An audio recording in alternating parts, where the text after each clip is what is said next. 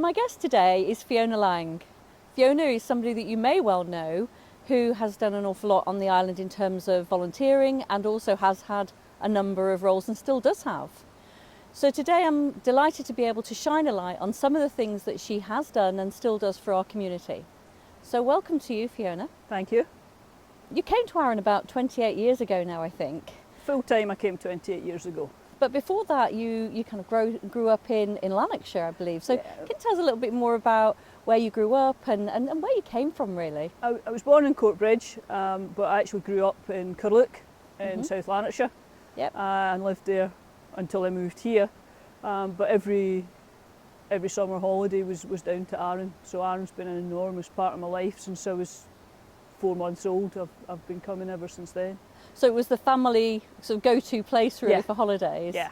And was it always the same place, or have you been all around the island on holidays? No, I was mostly, at first we went to Cosy Den and Macrae for a couple of years, and then couldn't get there and we ended up at Catticle Farm.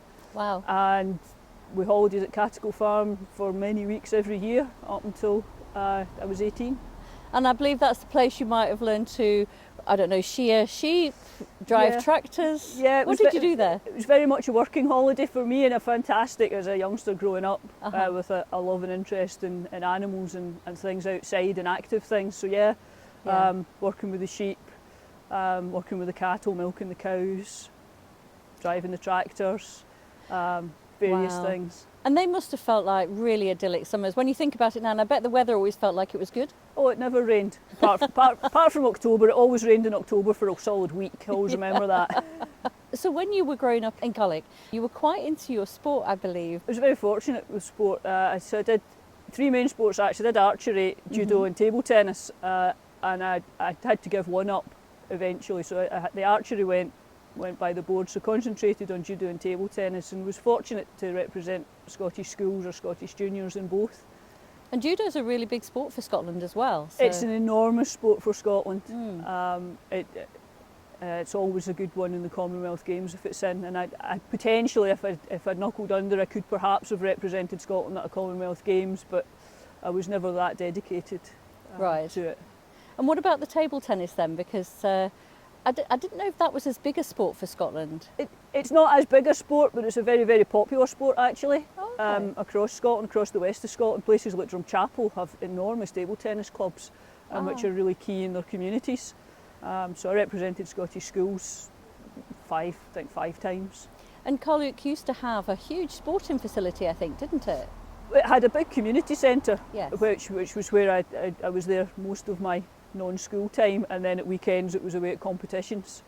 Wow. Yeah, my mother was involved on committees and things, helping to run the community centre, because all these things were all voluntary. Yeah. And you weren't tempted to follow a career in sport then? No, it was more just a hobby. I just thoroughly enjoyed it. Yeah. Yeah. Yeah. And so I suppose the love of Arran probably started from when you came on all those holidays then when you were much younger. Yeah. It's just been part of life.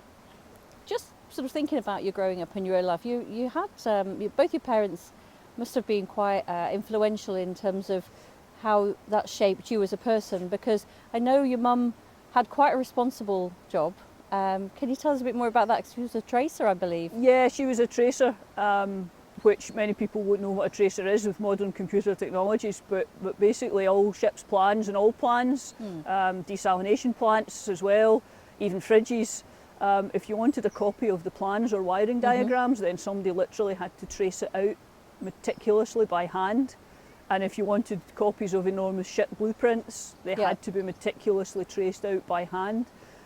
So she was fully qualified as a tracer, and would go and work in some of the shipyards, or would get smaller projects home that you could work on. And you usually had to, fulfil an apprenticeship to be a tracer as well. It was really highly skilled. City and Guilds qualified in those days. Right. Okay. To be a tracer. Yeah, it was very responsible, because if you make a mistake, then you could put a multi-million-pound project off track. Well, especially in the shipyards. I mean, I'm thinking about the ferries now. Exactly. Perhaps we could do with your mum, actually. But when she heard that the wiring was all short, she couldn't figure out how on earth that could happen. Really? Because it's all meticulously drawn. Ah, okay. And they didn't just do it on paper, it was also on a variety of materials, Yeah. from what I understand.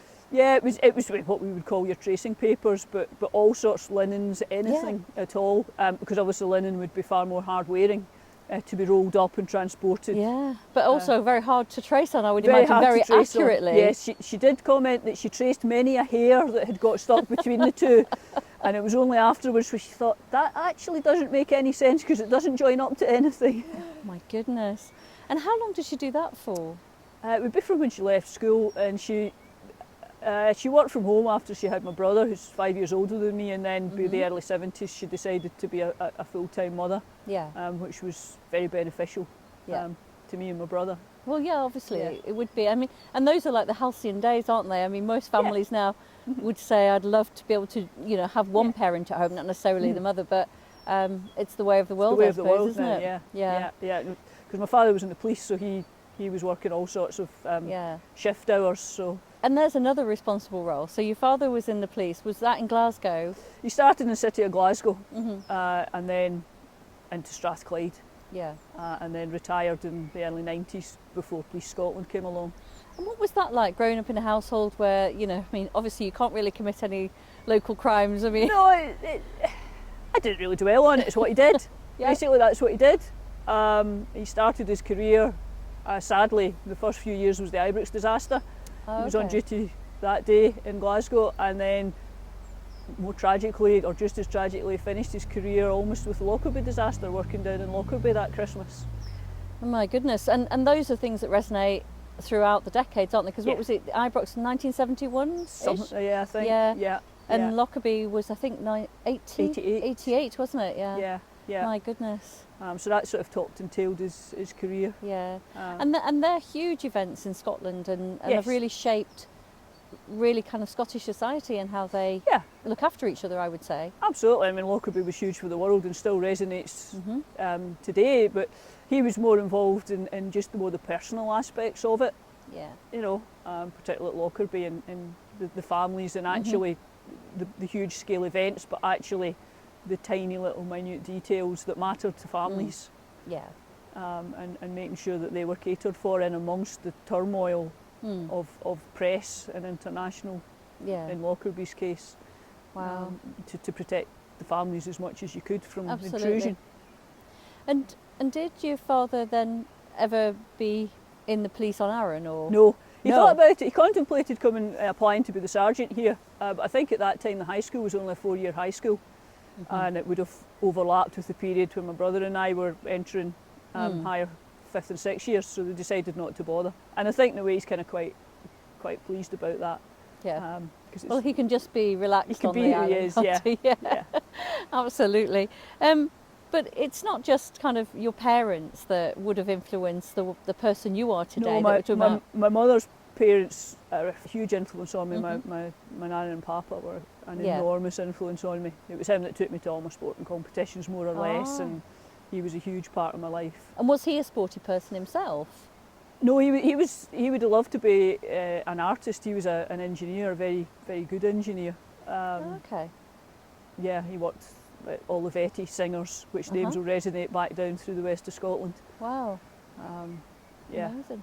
But then, just going even further back now, thinking about your great-grandparents, particularly your great-grandfathers, on both sides, I understand, very involved in an area of real interest to you. Yeah, when I was young, I always had an interest. I was drawn towards the First War, and I could never figure out why. I was just interested. And when the high school took trips there, I went, I think, was it 4 times, 5 times to Ypres. And I knew my mother's maternal father had been in the war. Yeah. And then subsequently, only in the last 15 years, I found out that my papa's father had been in the war all 4 years and was actually awarded the Military Medal in Bar. Wow. I mean, amazing just to even get through the 4 years. Yeah. Because it was complete carnage, as most people now are starting to learn and understand more about. But to actually come out and get the Military Medal in the Bar as well. Scotland suffered the greatest proportion of casualties of anywhere in the world in the First World War. Really? Greatest proportion of young men. It decimated communities up and down the west coast of Scotland where there were no young men left at the end of the war. And although they were in Glasgow, for both my maternal grandfathers to have come through the war, and then it's the quirk of fate that I'm here. Yeah. One was shot through the thigh, and then went back to the front line, and it's that feeling that it's just chance, it's just quirks of fate. Bullets fly in different directions, and I wouldn't be here. It's incredible, isn't it? I mean, I was recently in the islands of Harris and Lewis, and seeing the memorials there really did resonate with me, because exactly the point that you make about the fact it really decimated communities. I mean, you'd see a war memorial and you'd say there were only 4 people on it, but they were probably the 4 young men of fighting age in that village at the time. Yeah. So as you say, the contribution from the western side of Scotland was huge. Yeah, I mean, the biggest tragedy in the Western Isles was the Islair, which was Hogmanay, 1918, so New Year's Eve, the end of the war, 200 Western Isles young men returning from the front line. They'd survived, and the ship sank within sight of Stornoway Harbour, hit a rock and sank, and most of the young men, having gone through the war and were now on the doorstep of home, and all their families waiting for them. And they died on the rocks and in the waters just outside Stornoway. That's horrific. But that kind of led on to some of the things that you've done here on Arran to really commemorate the First World War, I think. Can you tell us a bit more about the War Memorial on Arran? The draw to the First War has always been there, and then it would be about late 2010, 2011, and along at Remembrance Sunday, and Pyrmill only had the Second World War Memorial, and I thought I wanted to find out if there were men from the First War who had died from Pyrmill, and the reasons maybe why the memorial wasn't in the village. So I started looking in. At that point the internet was becoming a thing for research, so I started researching, started at the hospital, which is obviously Arran's main memorial for the whole island, and found out that there were indeed Pyrmill and district men who had died in the war. So I asked a few locals and said, look, how would you feel if we actually tried for the commemoration of the 100th, the end of the war, if we tried to get a war memorial for the men for Pyrmill? And everybody was enthusiastic about it. So that became a project. But I researched actually every man that died from Arran. I've got just the details of where they served, and where especially those who died. And have those people, do those men still have family on the island today that you're aware of? Yeah, when I did all the work, working with somebody actually in the village who's a fantastic metal worker to come up with the design for the memorial. One of them, through quirk of marriage and an older relative marrying a younger woman, was actually the uncle, direct bloodline uncle or half uncle of one of the men in the memorial. So he was able to lay a wreath. Oh, that's amazing. At the memorial to his uncle. Fantastic. And the memorial itself was designed by, was it Simon Horn? Simon Horn. Yeah, who's got a workshop in the village. So the whole memorial was conceived. The money was fundraised within the village. We didn't go for any grant funding. We raised all the money locally. And Simon, fantastic work to produce the memorial, which I think is quite a stunning piece of sculpture of metalwork. Oh, it is. And when the light catches it in the late day sun, it's almost as if it really brings to life those men again. And that's what I think is really magical about the design of it. And it fits in with the Second World War one beautifully. It's as if it's always been there. You wouldn't think it was only 3.5 years old, the First World War one. So that must have made you feel very proud to be so connected as well to the First World War, and I can understand that. And I'm so pleased as well that there's been a real light shone on it because of the centenary, because there was so much sacrifice and so much bravery. I mean, if you even think on Arran's sacrifice, 6 men all died on the one day from Arran. Really? 6. Wow. On the first day of the Battle of Loos in 25th September 1915. That was the worst day for Scotland. Was it? For Scottish villages and communities, because it was mostly Scottish regiments that went over the top, and at that point they were all friends with each other, they all joined up together. So 6 families got the telegram with the black border coming from the same day on Arran. you're very interested in history generally, and so you've done quite some work with the Arran Natural History Society, and that kind of brings me on to that really, in terms of some of the things that you've been involved in as far as Arran's natural history, I suppose. Well, I mean, the natural history is just the environment we're sitting in, and it's learning about it, it's learning to appreciate it. And I'll admit, it's very easy when you live on Arran to be a little bit blasé about what we've got surrounding us. Yeah. You can forget sometimes how special a place Arran is for its wildlife and its environment. Absolutely. So I was still in the committee of the Natural History Society, but I was chair for 17 years in that. And that was just bringing people with an interest together.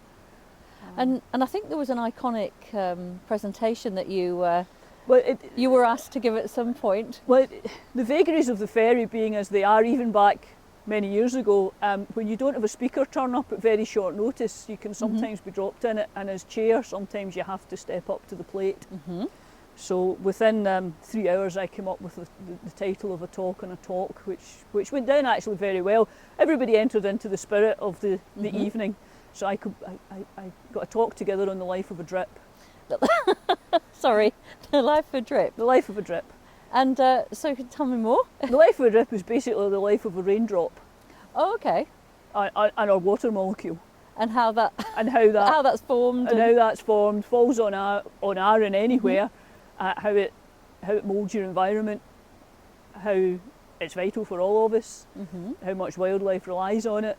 Yep. We're sitting next to a beautiful burn here, how it's geologically formed Arran and moulded Arran's geology to what it is. Yeah. And all the wildlife and right down into the sea. And so really it could be the life of drip and the life of the bees. They almost seem to be the two, perhaps most underrated but most important. Most important, yeah. With it, I know we all curse the rain every now and then, but without it, it's what makes the place what it is. Completely agree. And so when you moved to Arran then, quite some time ago as we've discussed, what was the plan? I mean, did you kind of have a business set up in mind, or what were you intending to do? I've never been one for forward planning.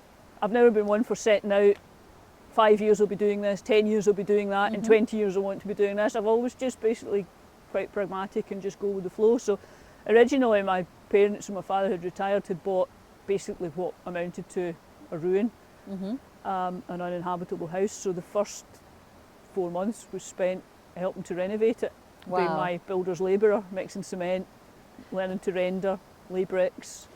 A few skills learned on the farm, I would say. Yeah, and just adding to my basic skill base. I'll give most things a go, a bit of plumbing, and so got that done, and then got offered the job delivering the newspapers for somebody. And that feels very different. And to be fair though, I mean, maybe a lot of people might not know this, but actually getting the news to the islands wasn't so easy in years gone by, because we didn't have the internet, so there wasn't a lot of that. And so actually the newspapers were a vital source of communication. Huge. Yeah, they were huge, and actually to many people they still are. Yeah.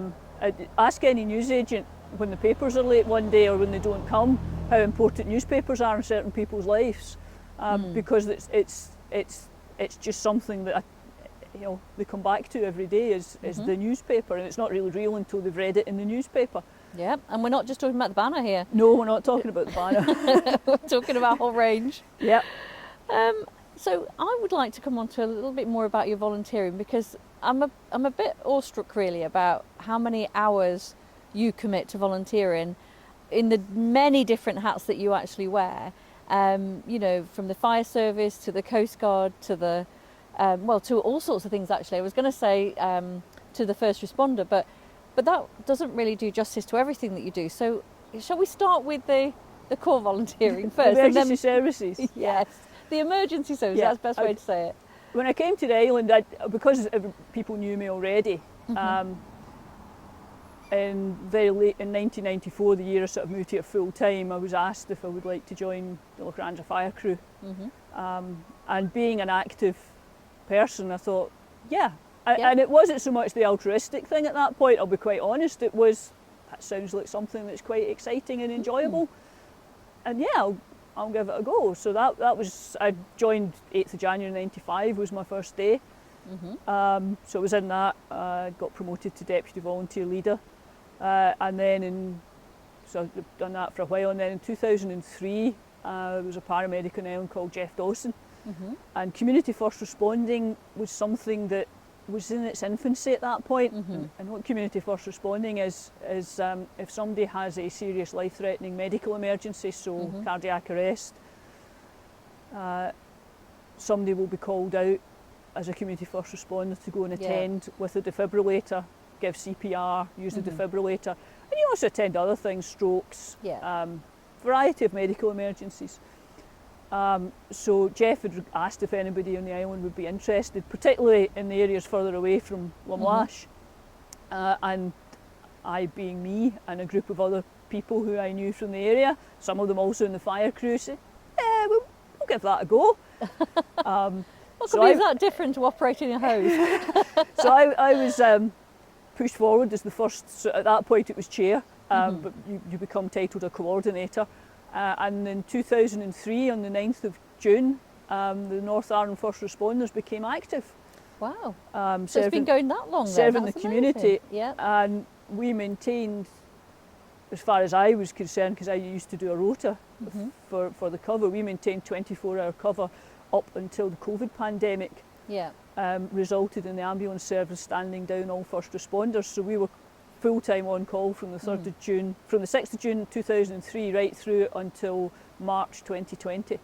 And is that because they didn't want you to be going into people's homes? It was the unknown. Yeah. It was the unknown, and obviously if you're attending on their behalf, they were exposing us to a risk that they didn't know, they couldn't quantify it. And because they themselves professionally were trying to get the PPE sorted, they couldn't put PPE at our direction and afford to give us all the training that would be required. Yes. So we were stood down for a good while, and eventually went back up active late in November 2020. Sadly, and very understandably, many people decided to retire from responding at that time. Oh, really? So is this the opportunity for people to know that this might be, that you might be recruiting people again? Now that things are starting to settle, though COVID is by no means over, Yep. much as some people would like to believe it is, we're now at the point of trying to rebuild the group and other groups. So anybody, particularly in the west of Arran, that's interested, hopefully this year we'll be starting to rebuild the groups. Just now, I think I am the only one that's booking on in the island, which I do most days. I'll do about, whenever I'm in the village, I'll be booked on, which is about 600 hours a month, something like that. I'll be booked on. My goodness. And as part of that, you were the real driving force in getting the defibrillators in all the villages, as I understand it, on Arran. Yeah, I had was on the Waverley actually, and I tie the Waverley up when she comes into Lochran's. I have done since Lochran's Pier was reopened, and sadly there was an incident on board. Somebody had a fall, and suddenly I thought if this person goes into cardiac arrest, I know what to do and other people know what to do, but we might not have the piece of equipment, the defibrillator. Yes.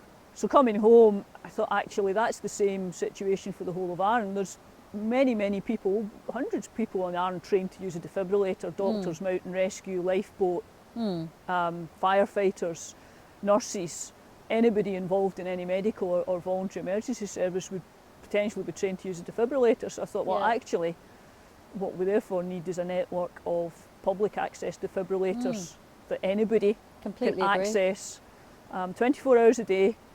Cabinets are all unlocked, and anybody who feels they require a defibrillator for somebody can just go and take one and use it. That's amazing. So now I think so I started in 2011, and there's now 21 that I'm responsible for under the defib project.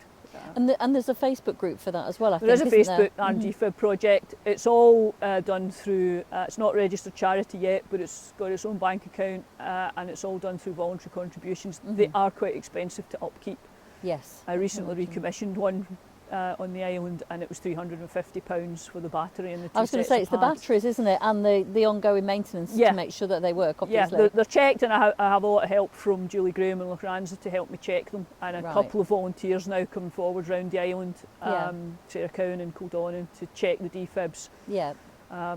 Grant Downey and Blackwater Foot will check some as well for me, to make sure that they're ready and active. Should somebody require them. Oh, completely vital, I agree. But the work you do with the Coast Guard then. So obviously I have a vested interest in this. I'm quite interested in it. But that's mostly on land, am I right? Yes, a lot of people, the first question many people ask is, where's your boat?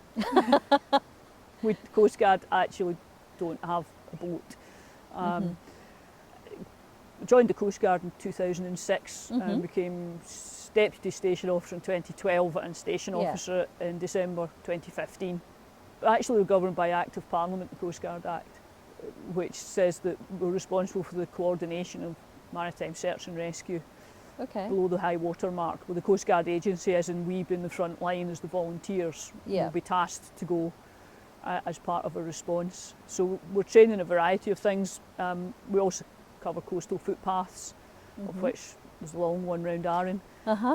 So we can respond to anything. On the Isle of Arran, a paraglider has crashed into a cliff.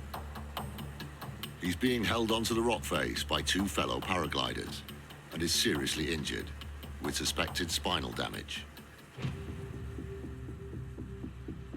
HMS Gannet Search and Rescue are on scene, but can't get close enough for fear of blowing the injured man off the cliff. I'm Bravo, Rescue 177. We are visually with a casualty. There are two people with him. One of the personnel seems to be waving us off as we come in. Could you get in contact with them and assess whether they think the aircraft could come closer? Over. 177, we'll do that and get back to you. Stand by. Over. Okay, yeah, I mean, the parachute is a bit of an issue. If you catch the downdraft, it could inflate, blow up. They're very fearful that if you go any closer, you will inflate the chute again, which will result in the casualty moving. Over. Right. Alan Bravo, can you speak to them again and request perhaps if they could cut the chute away from the casualty, therefore allowing us to approach the casualty and become closer? I have already asked that, and apparently the full weight of the casualty is being suspended by the chute. They fear if they cut his wires, they will fall forward over. There's no choice but to make a new plan. Okay, so I'll just say to them that we're not going to go any closer. Yeah. Do you know what I'll do, Speedy? Yeah, Rob? I want to land down in the field next to where the vans are, get face to face with them. Right, okay, mate. Several rescue agencies have met by the shore. See the ambulance, the police, the Coast Guard vans are all parked this side of the road. Yeah. Got good ground below. That is a good position. Continue down, please. We'll just go and have a chat with them. Rob Suckling and Alan Speed are met by local Coast Guard Fiona Laing. You speaking to on the radio, yeah? Okay. She's coordinating radio communications between the paragliders and emergency services. Right, who are they up there? It's paragliders. There's a couple of guys in the back of that blue van who are walkie-talkie comms. He's conscious. Right. As far as I'm aware, they can't actually get down to him because of the way he's suspended. Right. So we can respond to anything, whether that be overdue vessel, ship in distress, and the Coast Guard can task whichever agency such as the lifeboat. So if you feel you require a lifeboat, please call 999 and ask for the Coast Guard. Oh, really? They're the agency that will task the lifeboat to you. So really you're like the more of an emergency service really than the RNLI, I would Well, suggest. the RNLI are a huge part. They're the ones that go out in all weathers, risking their lives. Not that we don't in some of the work that we may be asked to do, but they'll go out in all weathers. But it's sometimes not known that to get them, you 999 and the Coast Guard, you need to go, and they'll go out and do some fantastic work out on the boats. Yeah, but I suppose it's wider than that as well, really, because it's not just the work you do for the Coast Guard. I mean, I almost feel like the lines are not so defined for you, because I think that there are times when you've got into an ambulance as a paramedic. As a first responder, as a first responder, and then come out as a Coast Guard. Well, when they call the helicopter in to then airlift the patient that I've just attended as a first responder, I'll then change my hats, literally go in the back of my van, change my uniform, and change my hats and step out as a Coast Guard. That's brilliant. So yeah, it's all helping people. Yeah. And I don't. Yes, everything's demarcated and you have to follow the rules of every agency. When I can't do things as a Coast Guard that I could do as a first responder. Yeah. And you have to be very cognizant of that fact. Yeah. But at the end of the day, it's about everybody just pulling together and working together to help people. And so there's been a few kind of fairly seismic kind of events, I would say, on Arran over the last few years. where I'm not quite sure which hat you would have had on at this point, but tell us a bit about, you know, kind of the part you played in things like the hurricane, for example. And Well, the hurricane was actually, a lot of people don't realise that we had hurricane force winds, and I think it was Boxing Day 1999. yeah, Yeah. I wasn't in the Coastguard at that point, so I wasn't called out for that, but we've also had, unsurprisingly, flooding. Coastguard can be deployed inland. yeah, Should it be required, we can go and provide search. So Coastguard can do search, water rescue we could do, obviously, we can do rope rescues. yeah. We also attend to pyrotechnics or ordnance on the beaches.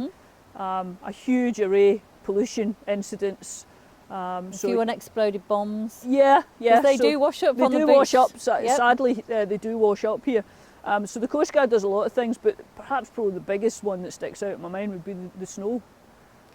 Snowmageddon. Snowmageddon. So what happened there then? Anybody who lived through it and lived on the west coast of Arran will not forget the end of March 2013, because where we're sitting now had about 4 or 5 feet of snow. Wow, really? Yeah. Per mill, like Shiskin, became cut off for over 48 hours from the outside world. The only way in and out was by helicopter. My goodness. And that was an enormous response from the island, not just from the emergency people. So we had, you know, obviously there was the mountain rescue out. The RNLI were actually out helping because they were moving supplies by boat from Lamash down to Lacranza, where a lot of students were stranded. You'd all the full-time professionals, so you'd the doctors, the nurses, the social care staff, all pulling together, the Coastguard, the power companies, the police. It was an enormous effort. It may have stopped snowing now, but here's what it's left behind. On the west coast of Arran at Slidery, they've started clearing the farm tracks, but in the meantime, there's mercy missions to those cut off from electricity and roads. It's a bit far away from the coast, but we've got a 95-year-old woman in a farmhouse just up the track that's needing food and hot water bottles and other supplies in. So we're going to put it in our vehicle and take it up to her and make sure that she's got everything she needs to see her through until the road's cleared. Back to more familiar duties now, but the efforts of the Coastguards and the other emergency services on the island were recognised by winning the UK Resilience Team of the Year. The huge feather in the cap being that we managed to beat the Metropolitan Police Emergency Planning Team for the London 2012 Olympics, so it was a huge achievement. And I think it's sometimes, it's not completely recognised, just the efforts that went in. And locally, everybody just looking after each other.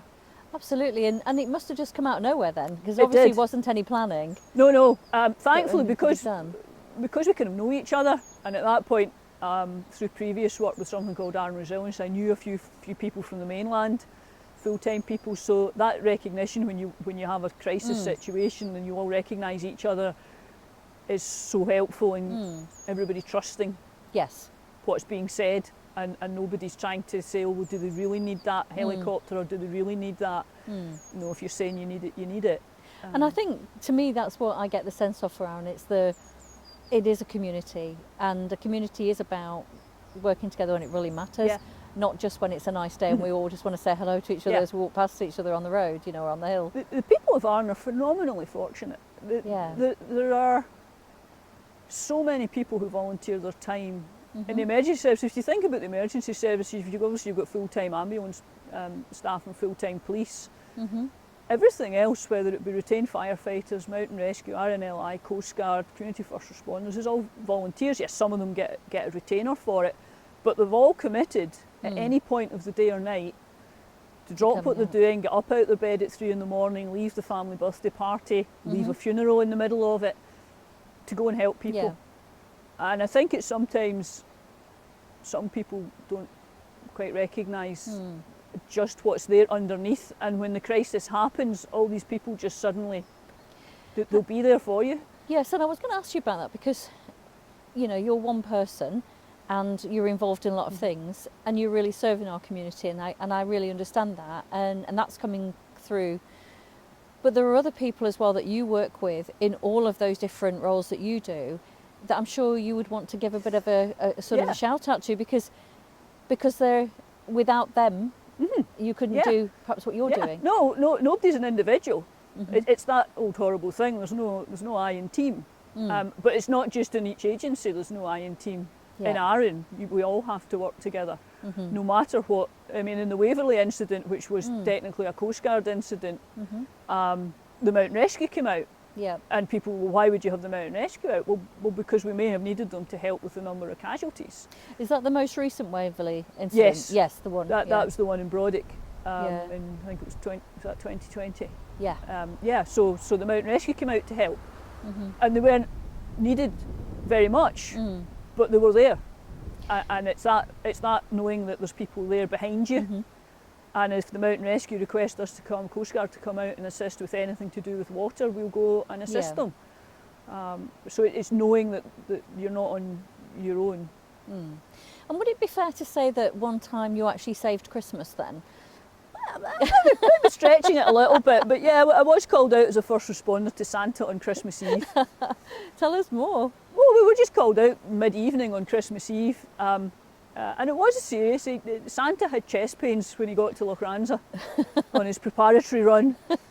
So we went out and we attended to him, and I'm very pleased to report that he was fine. He made a full recovery. And it was nothing to do with too many mince pies? Nothing to do with too many too mince much pies. sherry? No, I think his bag was just too heavy for him. Excellent. Well, I'm sure the children of Lochranza and the island were very grateful that year.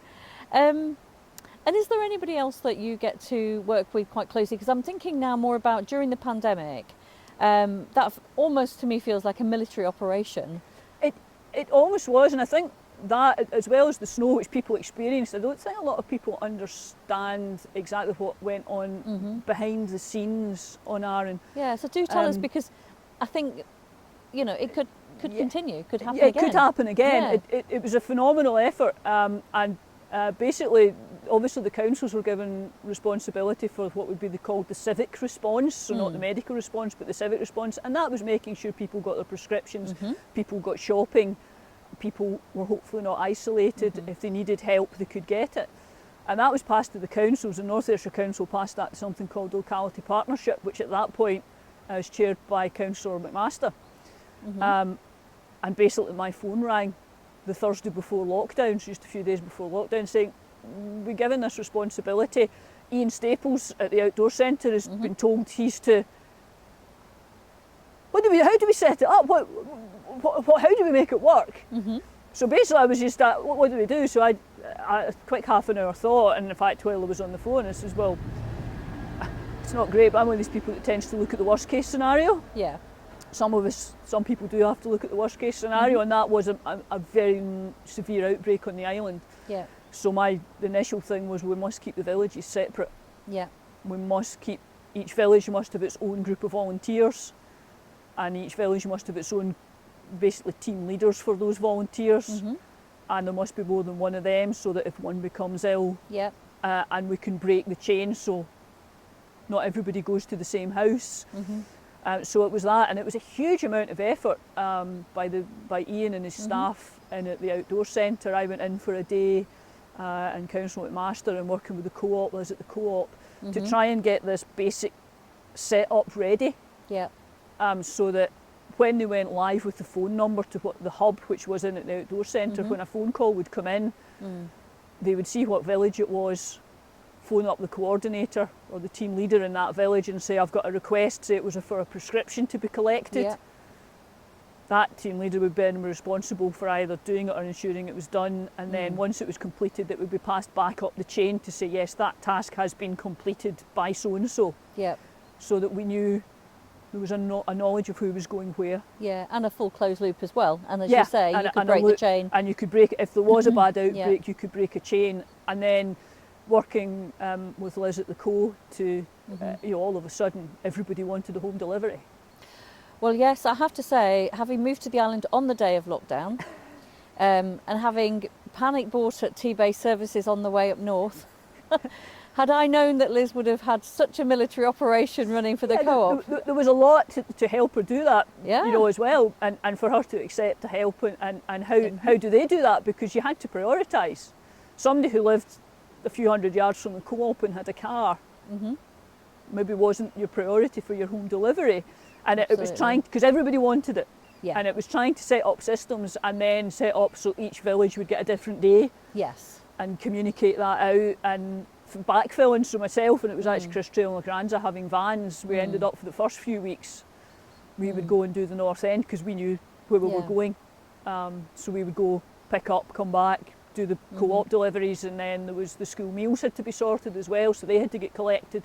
School meal packs had to get delivered out to the families. Goodness. So I think people don't realise the amount of work that was done underneath, the huge number of volunteers that came forward just to do their little bit.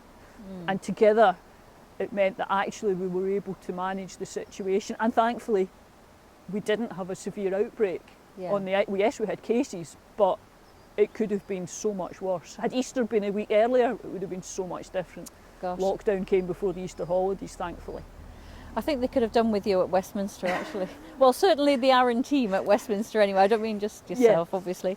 So just changing tack for a minute. I understand you did quite an infamous interview about Arran with Neil Oliver. Yes. And I'd like to know a bit more about that, because it kind of relates back to the Life for Drip as well, in terms of our weather system here. Yeah, well, as per usual, a producer had contacted, I think it was Kate Sampson at the Castle, and said, we'll want to come and do part of Coast. Coast was a big thing, the series. The producer's coming over and he wants to see around. So Kate, being the nice, generous type, pointed him in my direction and gave him my contact details. Thank you. So he contacted me. I says, yeah, fine, I'll take you round. And that was supposed to be my role in it.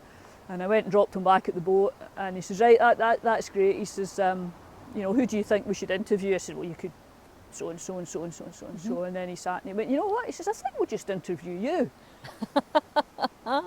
Okay, so the day arrived, we were just up the road at Lennymore, not Lennamore, Lennymore, which was two of them, at Lennymore, and we were on the beach and we were starting the interview, and it was a lovely sunny day at that point, and then all of a sudden over the back it got darker and darker and darker, and suddenly there was a lightning bolt hit and the heavens opened.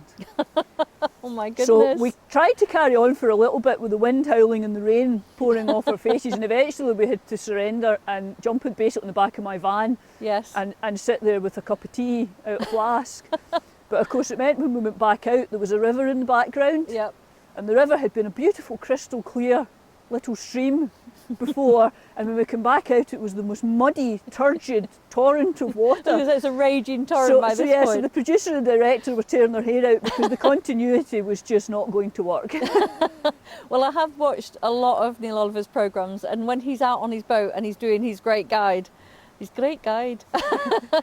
it usually is a bit wild, so I think he quite likes those conditions anyway. Coast has kind of followed me round. I've even been caught by people who caught me I was in a shop and they were standing looking at me quizzically. I said, yeah, were you on Coast? This was about 7-8 years later. I says, yeah. Oh, we're from Toronto, we saw you on the telly last week. Excellent, really? Yeah. So you've really got worldwide coverage. Oh, unfortunately, yeah, that one's dogged me. That's brilliant. But I suppose one of the things that we must all be interested in about you is just what drives you, because to be so serving of the community and so willing to jump in and do all those different hats and, you know, step in at a moment's notice for whatever crises we might be having, like the pandemic. What is it that you're about? If somebody could tell me what drives me, I'd much appreciate it, because I just do these things. I think I've got an inability to utter the word no, basically. And I enjoy what I do, and I enjoy being active. And so it's just me. I can't pin down what it is that drives me on to do all these things. I'm just very fortunate in what I do. And what about, you know, you must come across people in all the different things that you do that really frustrate you. I mean, what are the things that annoy you, or the things that would be the red flags? We wouldn't do that if Fiona was around. No, I don't. I think it's just, you have to be pragmatic. Everybody's going to approach a problem differently, and you have to be pragmatic. And I think in terms of leadership, I think I would see myself, hopefully, and it's difficult to say, others need to say, but more of a leader than a boss. Yeah. You know, I want to lead people, and I want people to trust me. And I've always, even when you move to Arran, you know, you have, moving to somewhere like a community like this, you have to earn people's respect. Respect is never a given. Yes, you can have a rank, Yep. And that there is a respect that goes with a rank. But in terms of a person, respect has to be earned, and trust has to be earned, and you have to take your time and be accepted. Yeah. And when people go to do things, it's trying to get things done in the right way without offending Yeah. people. Yes, okay, there is occasionally a time and a place where you just go no, for a safety reason, no. But if you have the time to actually work your way through it and get there without causing a big fallout, then that's by far the better way to get around it. And I think everybody goes at their own pace. And I like your comment about that you often say, which is, if a job's worth doing, it's worth doing to the best of your ability. And that doesn't mean to say that everybody has to do it as perfectly as the next person, but as best as they can do it. As best as they can do it. And that to me is a true trait of a leader, rather than a boss saying, well, this person's done it there, therefore you all should meet that standard. No, it's like when you've got people and they all learn at a different speed. Somebody might learn it very quickly, somebody might take 3 or 4 or 5. As long as they're trying, that's fine. You have to be patient with them. And I think hopefully you get that with age. Yeah. You learn not to be as frustrated. But yeah, it was my papa, my mother's father, was if a job's worth doing, it's worth doing to the best of your ability, and it's worth doing properly. So if you're going to start out on something, and I think that's probably, once I set my mind and set out to do something like the defibs, like the War Memorial, then I'll keep plodding on, no matter how long it takes. You'll see it through. I'll keep plodding on to see it through. Yeah. Okay, and so if there was a rare few hours that you had where there was, maybe you didn't have a signal on one of your phones, nobody could ring you, you knew that you weren't going to be interrupted, where would we find you? Where would we find you? What would we find you doing? Probably at home with my dogs. Yeah, because you've got two dogs. I've got 3 bearded collies. 3? Yeah. Oh my goodness, no wonder you're fit and healthy. One very elderly one, right, and 2 younger ones. So that's sort of where I'll be. I'm a home bird, I don't go on holidays. I'm very, very, very rarely off the island. Do you need to be? I mean, that's it. I love being here, so why would I want to be anywhere else?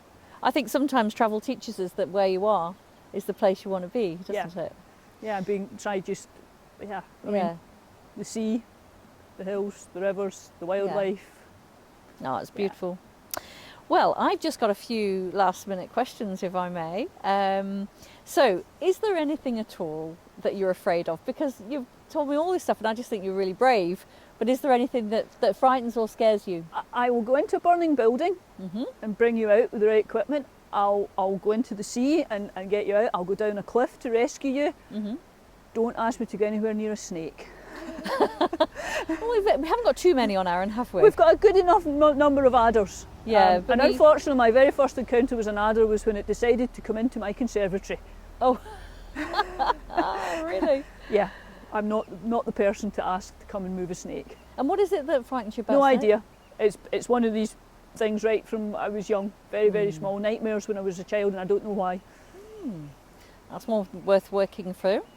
And if you could do something like completely left field, very aspirational, like something that you think, if I had a bucket list, that'd definitely be on it. I don't have a bucket list. Okay, I know, but it's kind of one of those two things. But there's is there nothing. nothing you want to do that you haven't done? No, I'm not one of these people that sets up, I must do this and I must do that and I want to do this, that. No. I mean, as it is, I've done quite a lot of things anyway. I've been been winched up down in a helicopter and been out in a lifeboat and things like that. But no, there's nothing that you there's really no thing that I must do before I die kind of thing. There's nothing. Or even a place to see? Nope. Nope. Not a traveller at all.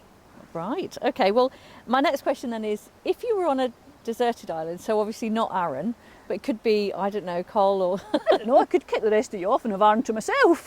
Well, there's that. So what would be the one item that you would take with you that would give you company, comfort, keep you going on those days when it's a bit miserable, too much rain, and there's nobody there to blether with? Oh, not really sure. Pair of binoculars, probably. Pair of binoculars? Yeah. Good one. Yeah.